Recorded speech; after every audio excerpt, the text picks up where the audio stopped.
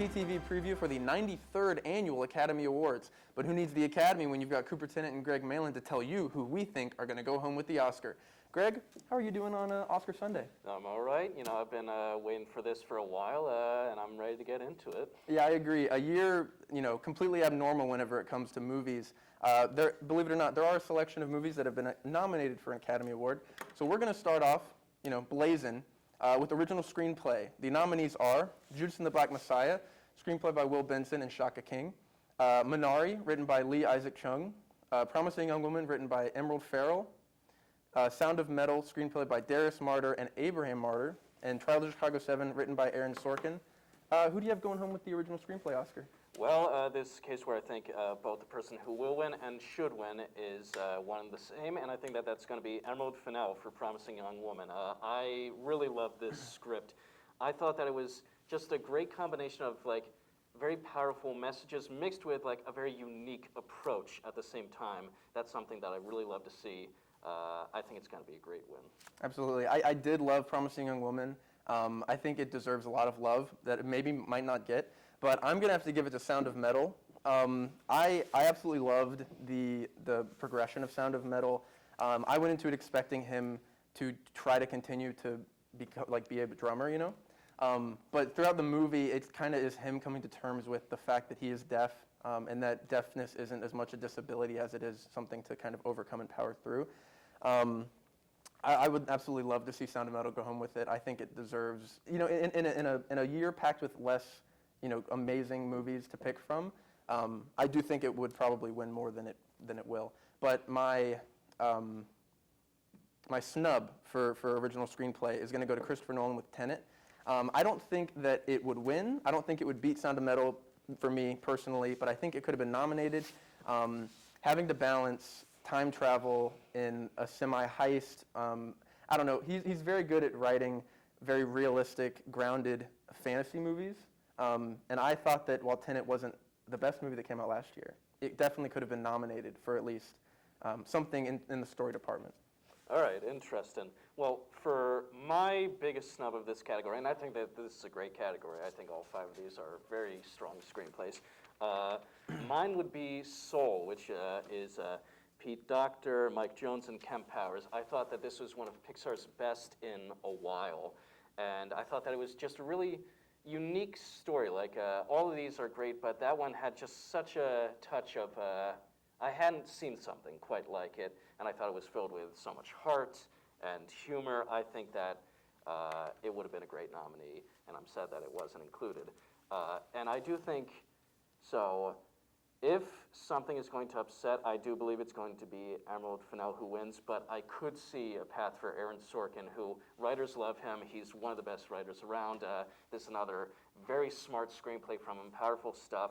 I could see him taking the trophy. Yeah, I personally didn't see Trial of Chicago 7 as some of his best work. It wasn't bad by any means, no. But I felt like there were probably some of his other films. I agree. He's definitely done better work than this. But this is still Aaron Sorkin doing what he does best, and I don't know of any script that he's done that's bad. For sure, I agree. Moving on to adapted screenplay, we've got Borat 2, Borat subsequent movie film, written by Sasha Baron Cohen and a writer's room of 9 other people. Not going to name all of them. Right. Apologies. The Father, written by Christopher Hampton and Flora Zeller. Nomadland, written by Chloe Zhao. One Night in Miami, written by Kemp Powers. White Tiger, written by Ramin Barani. And I think, personally, I'm going to start off this one. I'm going to give it to Nomadland. I'm not sure if this is the trademark or the calling card of a good writer or a bad writer, but Nomadland didn't feel like something that was written. It felt like a documentary. It felt like something that was, a camera was put, following this woman, and they just captured everything that she did. There isn't much of a plot. It's just kind of a progression of a story and of a character. So like I said, I'm not sure if that's trademarks of a good writer or a bad writer, but Nomadland is my pick for adapted screenplay. I think that that's a great screenplay, and I think that it has a strong shot of winning, and like you said, just very natural, you don't see too many that just have that realistic feel to them. I think that would be a great winner. But I think, and it's a close race, but I think that Florian Zeller and Christopher Hampton for The Father are going to win because Nomadland is more of a director showcase than it is a writer showcase. This film is much more of a writer showcase, and it's very, very powerful, very, very emotional, just excellent work all around from them, and I think that they would make for a great pair of winners. I would agree. Yeah, I don't know. Something about Nomadland just really did it for me. My snub for this category, adapted screenplay based off of a book written by Ian Reid, is I'm Thinking of Ending Things, with the adaptation written by Charlie Kaufman. You're going to hear me talk about this movie a lot today because it was not nominated for a single Oscar, and that is criminal. I would say that I'm Thinking of Ending Things is probably this year's Lighthouse for me, where I thought Lighthouse could have been nominated for so many things, but it was nominated for cinematography and it lost. But Charlie Kaufman does an amazing job of adapting a book that I had deemed visually untellable. He takes a lot of creative liberties, which I think are necessary because a lot of the ending of the book exists in one's mind. And I will never stop singing the praise of Charlie Kaufman. I think he's possibly one of the greatest screenwriters to ever do it. So yeah, I'm Thinking of Ending Things, and you will hear me say that movie and that name, Charlie Kaufman, numerous times throughout this presentation. What do you say for a snub? Well, first of all, Charlie Kaufman is an excellent writer. That's a very smart script. For me, my biggest snub in this category would be Matt Crowley and Ned Martell for The Boys in the Band. This was a film that they did not push very hard for it when it dropped on Netflix, and that's a shame because it was a really excellent adaptation of the original stage show written by Crowley, who actually died not too long ago. And you know, the original version it's all in one set, one location for the entire thing. And this did it in a way where it constantly was moving around anyway, but still stayed completely true to the story. That's something that you don't see a lot with stage show adaptations on the big screen. And I thought that it did it really well. That would have been a great nominee. It does seem like stage show adaptations are becoming more and more popular, with like what you just mentioned, and One Night in Miami being an adaptation of a stage show. And that was another great script. I agree. Moving on to the actress and actor categories, we're going to start off with supporting actress. The nominees are Maria Baklava for Borat 2, Borat subsequent movie film, whatever. Glenn Close in Hillbilly Elegy, Olivia Colman in The Father, Amanda Seyfried in Mank, and Yoo Jung-yoon in Minari. We'll start off with you. Who are you going to give the supporting actress Oscar? Well, I think that this is going to go to Yoon Ye-jung, also known as Ye Jung-yoon, and I think that I love this performance. I think she's going to make an excellent winner. She brought just the perfect amount of comedic timing and powerhouse dramatic chops.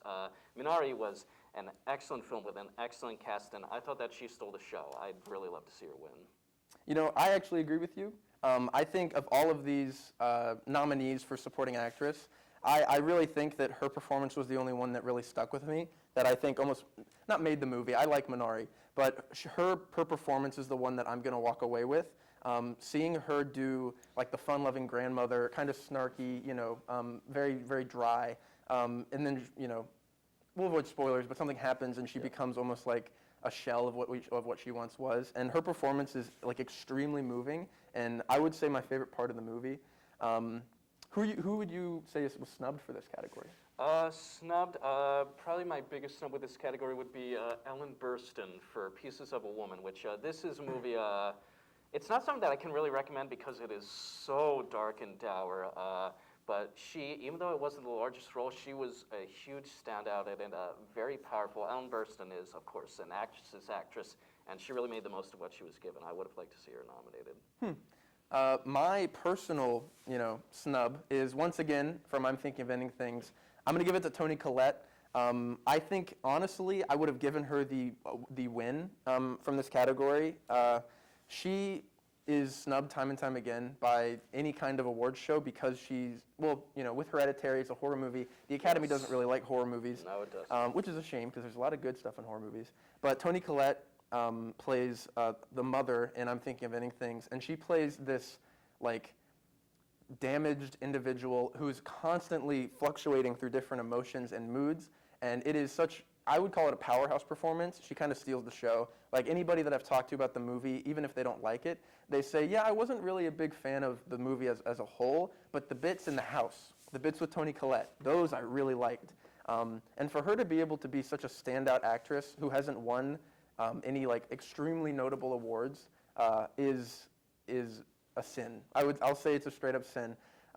Moving on, though, to supporting actor, we've got Sasha Baron Cohen for Trial of the Chicago 7, Daniel Kaluuya for Judas and the Black Messiah, Leslie Odom Jr. for One Night in Miami, Paul Raci for Sound of Metal, Lakeith Stanfield for Judas and the Black Messiah. Now, I wouldn't have nominated Lakeith Stanfield for supporting actor. Exactly. Because personally, while Daniel Kaluuya and Lakeith Stanfield share a lot of screen time, and I would say that the movie is about their relationship, the main character, the movie's bookended by interviews with Lakeith Stanfield playing the character. He is the main character of the movie. So I would give Lakeith Stanfield the Best Acting Oscar. But in terms of supporting actor, I'm going to give it to Daniel Kaluuya for Judas and the Black Messiah. His performance was amazing. I don't know much about the topic, the material that this movie was based off of, but his performance was unbelievable, and I do think that was one of my favorite parts of the movie. There's a lot of good stuff in it, but Daniel Kaluuya is genuinely fantastic.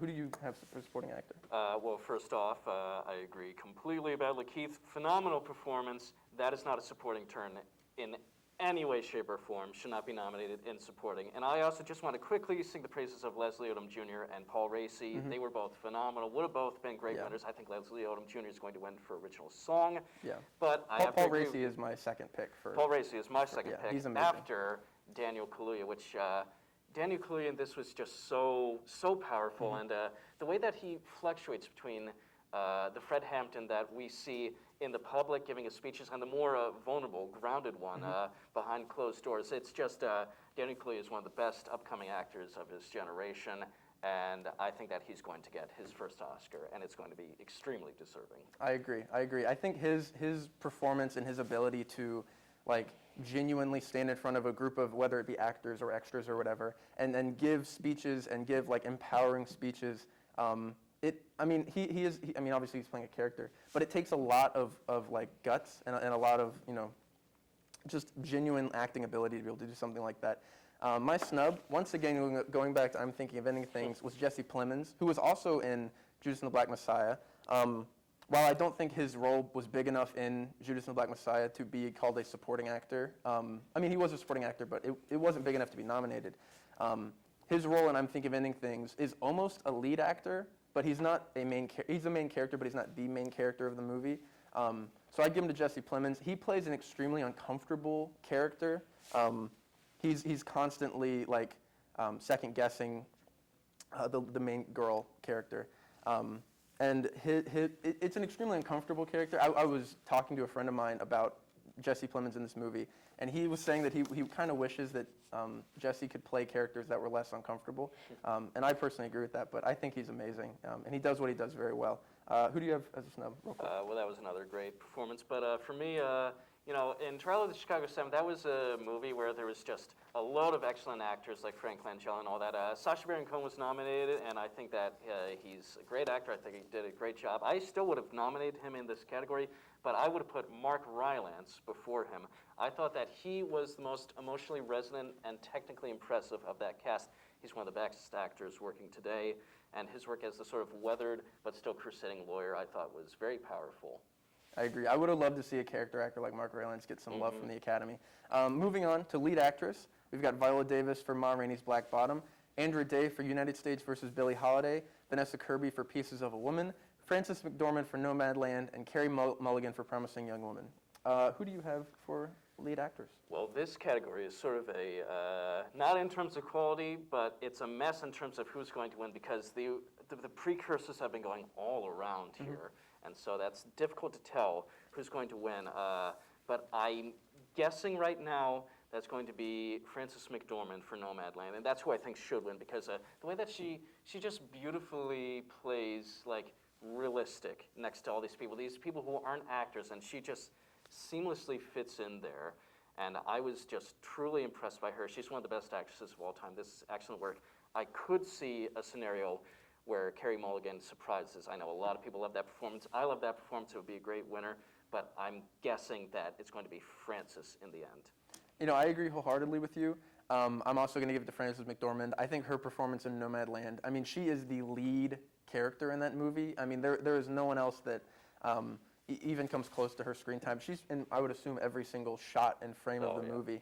And like what you said, I would agree. Carey Mulligan is amazing in Promising Young Woman. And until I had watched Nomadland, I would have given it to Carey Mulligan. Same. But Frances McDormand's powerhouse performance in Nomadland is just remarkable. A snub for me, Jessie Buckley. Once again, I'm thinking of Ending Things. Oh, unexpected. She performs another, kind of like Jesse Plemons, a damaged character. Throughout the whole film, you're trying to figure out what her deal is. She doesn't even really get a name, which I think is really interesting. But, I mean, she's amazing. If you haven't seen I'm Thinking of Ending Things, go watch it. Great, that's another excellent performance. For me, my probably biggest snub in this category would be Yeri Han from Minari, which, again, I've sung the praises of Yoon Yoo-jung, and the whole cast is fantastic. I thought that she was highly underrated in this. It's a very subtle performance, so not the most showy in the world, but she really did paint a very sympathetic and, I thought, resonant portrayal of a struggling mother, and I thought she acted excellently opposite Steven Yeun. I was going to say, I think their on-screen chemistry is, like, Oh, yeah. absolutely remarkable. I haven't seen an on-screen couple like that, that impressive, at least in a while. Moving on to lead actor, we have Riz Ahmed for Sound of Metal, Chadwick Boseman for Ma Rainey's Black Bottom, Anthony Hopkins for The Father, Gary Oldman for Mank, and Steven Yeun for Minari. Well, I think that Chadwick Boseman is probably going to go away with the Oscar because the Academy does really like giving out post-mortem awards, like with Heath Ledger for The Dark Knight. I'm personally going to give it to Riz Ahmed. His performance as a man gone deaf was absolutely remarkable. I can't say enough good things about Riz Ahmed. I'm happy that he's doing, remarkable, like, Academy Award-winning things after stuff like Rogue One, which I really liked him in, and Venom, which he was fine in. I'm happy that he's actually in movies that will win awards. So yeah, Riz Ahmed is easily off of this list, is going away with Best Actor. Yes, Riz Ahmed was fantastic. I think that this is a great category. Again, I already said Steven Yeun, excellent. Now, I agree with you. I believe that this is going to go to Chadwick Boseman, and that's going to be a very deserving award. Chadwick Boseman, again, is such a tragedy that he passed away, and this film is a reminder of just how talented he was, and it's going to be a very deserving Oscar that I believe he's going to get. However, for me, the best performance of this category is Anthony Hopkins in The Father. I thought that he was soul crushing, just so powerful. My favorite performance of the year by far. Again, this is Anthony Hopkins we're talking about, and it's maybe even his best work I've ever seen. He is strikingly good here. High praises for Anthony Hopkins in The Father. Wow, I'm impressed. My snub is, we already talked about this kind of, is Lakeith Stanfield in Judas and the Black Messiah. He's not a supporting character in that movie. The movie's about him and his story. That's all I really have to say. I've already kind of said my piece about it. What about you? Yeah. Well, for me, the biggest snub in this category, and I agree that Lakeith should be in the lead, but he's edged out for me by Delroy Lindo in The Five Bloods, which that was a movie. I was not too big on that overall movie. I thought it was good, but he is like insanely good in just every single thing. He just ramps up the level of excellence, scene after scene in it. It is a true powerful turn, and I'm very upset that he was snubbed in every major ceremony. I was surprised to see that The Five Bloods wasn't nominated for a single thing. I had assumed that at the very least Spike Lee was going to get something for it. Speaking of Spike Lee, moving on to directing, we have Thomas Vinterberg in Another Round, David Fincher for Mank, Lee Isaac Chung in Minari, Chloe Zhao for Nomadland, Emerald Fennell for Promising Young Woman.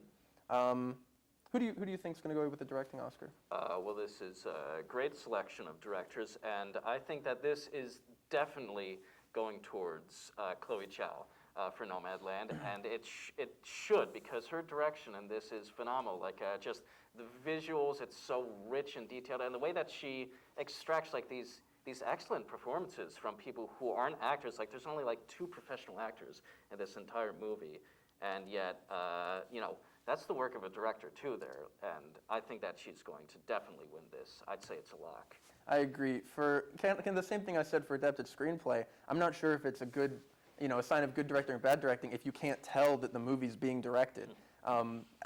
There were points in this movie with the people I was watching this with where I just assumed that they took, main actress's name? Frances McDormand. I assumed that they took Frances McDormand and just set her out with someone with a camera, obviously, to record her interacting with these people because you genuinely can't tell that they're actors in this movie. Each performance feels so natural and genuinely nuanced that they just feel like people as opposed to actors. So Chloe Zhao 100% deserves the Oscar for this. What's your snub for directing? My biggest snub would be Florian Zeller for The Father. So he was the original writer of the stage version of this, and I thought that he made his directorial debut brilliantly. Like, again, this is mostly one location, and yet he keeps it like all varied and very interesting throughout the entire thing. Like, lots of great visuals, and he gets brilliant performances. The Father is an excellent film.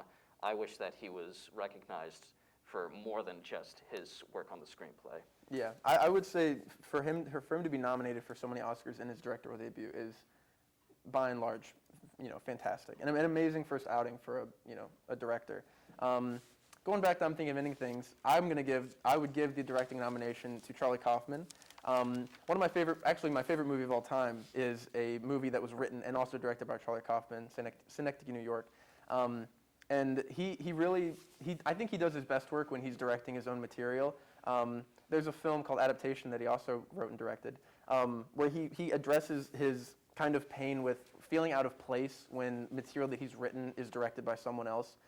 He really likes to get his hands dirty with that kind of thing, and I really think that I'm Thinking of Ending Things is one of his greatest movies that he's made. It's by and large amazing, and once again I'm pretty upset that it got snubbed. Moving on to Best Picture, the big one.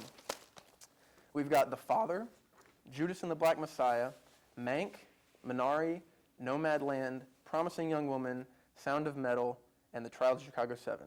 Now, this wasn't an easy list to pick, not because they're all really good, but because I really liked a couple.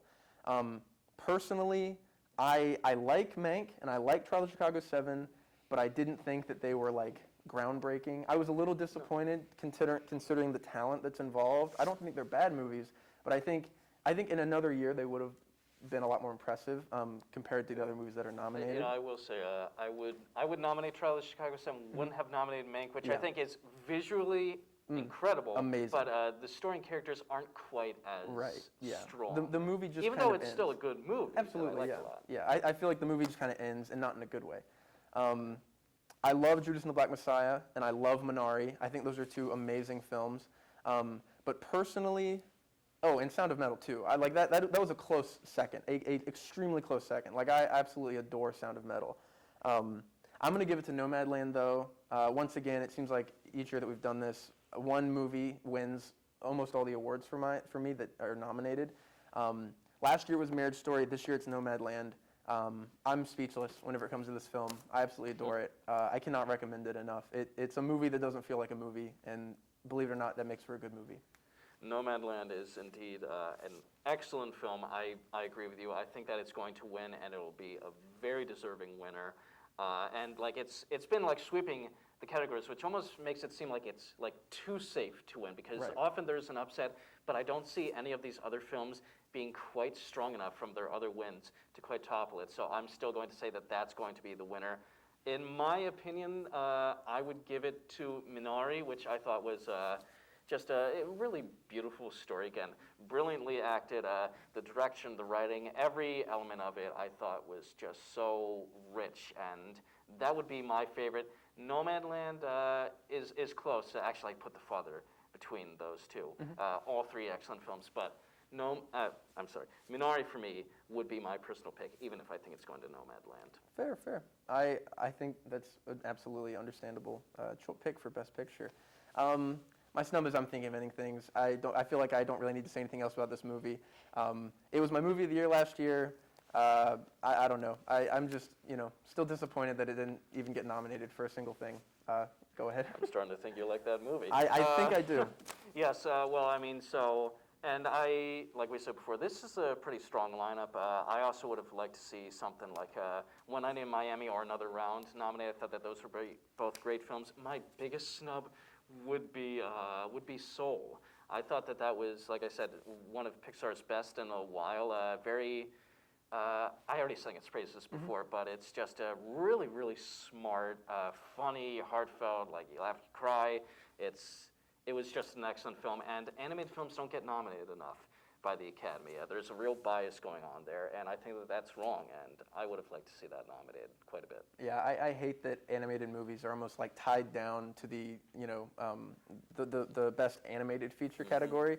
I think time and time again, animated films prove themselves to be not just kids' movies, you know what I mean? Yes, and this was definitely not a kid's. Yes. This was more adult-oriented than I for would kids. agree. Very mature I would agree. subjects. I would agree. Yeah, it easily could have been nominated for Best Picture. Mhm. And honestly, like, I could see a world where that wins. Oh, yeah. Like, I could see, I may not agree with it, but I could see a world where that wins. In a world where this was live action, then that would probably be something that's nominated. Yes, absolutely. There is a real bias. Yes, for sure. Looking towards this year, 2021. Funny enough, last year, all of our predictions or all of our picks for movies we were looking forward to never actually came out. It happens. My 3 picks for movies that I'm looking towards, still Dune. I'm looking. I didn't get to see it last year because it never came out. Still looking forward to it. I love Denis Villeneuve, and the cast is stacked. I mean, like, come on. I don't see a world where this movie isn't amazing. I'm looking forward to The Green Knight, which is a weird little medieval times set, like A24 film. I mean, I know A24 is a bit of a joke. Not a joke, like a joke in a good way, I guess. They make amazing movies, like Minari, stuff like that. But it looks visually really interesting, and that's the kind of thing I look for in a movie. If a movie's visually interesting, I'm in 100%. And then a bit of a shoe-in, Top Gun Maverick. I think it's still coming out this year. It might have been pushed back to 2022. But I really like Top Gun, and judging from the trailer, it looks to be like, an adrenaline-pumping ride, literally and figuratively. So those are my 3 picks for 2021. All right. Well, I'm going to go with 4 picks, so I guess I'll have to talk faster. But so, like I said last year, West Side Story, that's one of the best musicals of all time. It has Steven Spielberg, one of the best directors of all time, my favorite director, Tony Kushner, one of the best writers of all time, all these brilliant actors. And not just like, they aren't just going, oh, here's a big name. No, they looked into actual theater people who can do these dances, who can do these songs. And I think that that's going to be just an awesome movie. I hear the trailer's coming out soon, this Sunday. I would hope so. Another musical adaptation is Dear Evan Hansen, which is apparently going to be coming out this year. This one I'm a little bit wary for because I saw that on stage. And it's very oriented to the stage, and I'm not sure how they're going to transfer it, but it's also one of the best shows I've ever seen in my life, and I really hope that they do it justice. Then there's The Tragedy of Macbeth, which I guess that's also another stage adaptation then, since Macbeth. I'm sensing a pattern here. Yeah, but so it's, Joel Cohen, not Ethan Cohen, strangely enough, but Joel Cohen is directing this, and he's got Denzel Washington and Frances McDormand. I mean, how can that not sound good? Yeah, I mean, And then finally, House of Gucci, which is Ridley Scott, and that's got Adam Driver, Lady Gaga, Al Pacino, Jeremy Irons. It has Jared Leto. I hate Jared Leto, but whatever. He can do a good performance every now and then. He can be very good. I just think he's a horrific human being. That's all. Fair. That's my only problem with him. Fair. But that's some excellent people right there. I think that could be really good. Lady Gaga proved that she could act with A Star Is Born. I'm ready to see her again. I agree wholeheartedly. I forgot about the House of Gucci. I would say that was probably my 4th pick. The cast on that is amazing, and it's Ridley Scott, so like, come on, it can't be too bad. Anyways, after looking towards the future, 2021, we'll probably see you next year, or looking towards the future of 2021. We'll probably see you next year in 2020 for another round of our Oscar predictions. But for this year, that's it for us. You can watch the Oscars this Sunday. We'll see if we get any correct. Who knows? I wasn't too accurate last year. I gave Scarlett Johansson lead in supporting, but we'll see. I did well last year. That's true. Greg got pretty close. For me, Cooper, for Greg, we'll see you.